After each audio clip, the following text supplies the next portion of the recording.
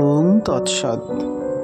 ক্রিয়াযোগের নির্ভুল সহজ সাধন প্রণালীর নিয়মিত আর ক্রমিক অনুশীলন দ্বারা মনুষ্য শরীরে দিন দিন আধ্যাত্মিক রূপান্তর সাধিত হয়।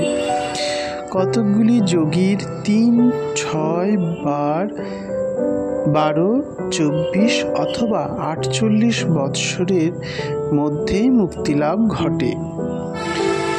স্বামী বিবেকানন্দ তার রাজযোগ গ্রন্থে বলেছেন, একটি ক্ষুদ্র ছত্রাক প্রাকৃতিক নিয়মে লক্ষ লক্ষ বৎসরে ক্রমশ উদ্ভিদ, পশু ও মানুষ হয়। মানুষ হইয়াও বিশ্বের অনন্ত শক্তি রাশি হইতে ধীরে ধীরে শক্তি সংগ্রহ করিয়া মুক্তি লাভ করিতে তাহার হয়তো আরও কয়েক লক্ষ বৎসর লাগে। কিন্তু উন্নতির বেগ বাড়াইলে এই সময়ের সংক্ষেপ করা যাইতে পারে। যথেষ্ট চেষ্টা করিলে 6 মাস বা 6 বৎসরে সিদ্ধিলাভ না হইবে কেন? তীর বেগে সম্পন্ন হইলে মানুষ এই জন্মেই মুক্তিলাভ করিতে না পারিবে কেন? সকলেই শেষে মুক্তি লাভ করিবে, কিন্তু এত দিন অপেক্ষা করিবে কেন? অনন্ত জ্ঞান ও অনন্ত শক্তি এই জীবনেই লাভ করিব না কেন?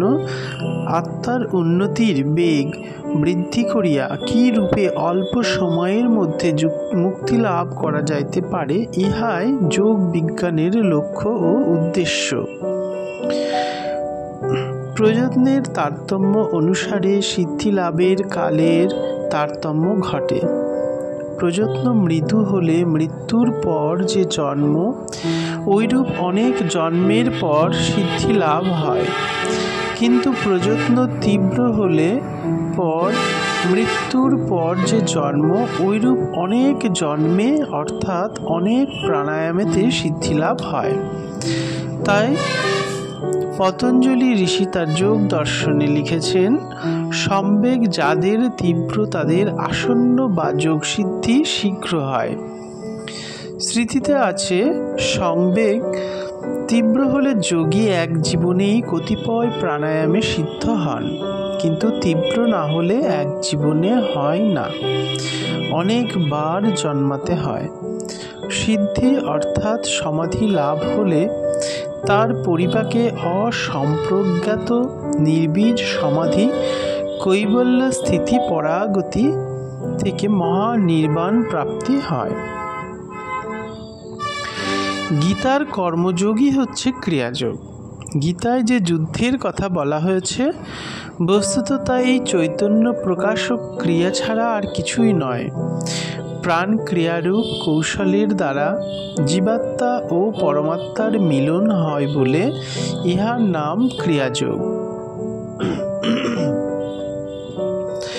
বহির্জগতের কর্ম কৌশল যেমন যোগ, তেমনি অন্তর্জগতের কর্ম কৌশলও যোগ।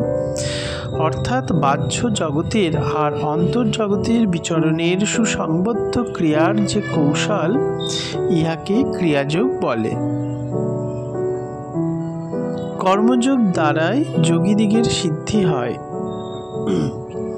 এই কর্মযোগ হচ্ছে প্রাণ কর্ম, প্রাণকে ঊর্ধ্বমুখী করার ক্রিয়া কৌশল। এই কর্মের দ্বারা ইরা ও পিঙ্গলার গতি এক হয়ে সুষুম্না মার্গে লয় হয়। তখন কর্মের অতীত অবস্থা হয়ে মনের স্থিতি হয়। আত্মকর্ম বা প্রাণ কর্ম অর্থাৎ ক্রিয়াযোগ ব্যতীত কর্মের অতীতাবস্থা রূপ নৈষ্কর্মের অবস্থা প্রাপ্ত হওয়া যায় না। যোগীরাজ শ্রী শ্রী লাহিড়ী মহাশয় কর্মের অতীতাবস্থাকে ক্রিয়ার পরাবস্থা বলতেন। এই পরাবস্থা সকল মানব জীবনের লক্ষ্য এবং কাম্য। উহায় পরম ধাম, যা ব্রহ্মাবস্থা। ক্রিয়াযোগ জাতি ধর্ম নির্বিশেষে আবাল বৃদ্ধ বনিতার যোগ্য সাধনা। হঠযোগ প্রদীপিকাতে বলা হয়েছে, যুবা, বৃদ্ধ, অতি বৃদ্ধ, ব্যাধিগ্রস্ত অথবা দুর্বল সবাই অনলস হয়ে যোগাভ্যাস করলে যোগসিদ্ধি লাভ করতে পারে। যে কোনো সাধক আত্মস্থ হতে প্রযত্ন করে সে যে যোনিতেই জন্মগ্রহণ করুন না কেন মুক্তি লাভ করবে। ক্রিয়া সাধনে সকলেরই অধিকার আছে। ক্রিয়া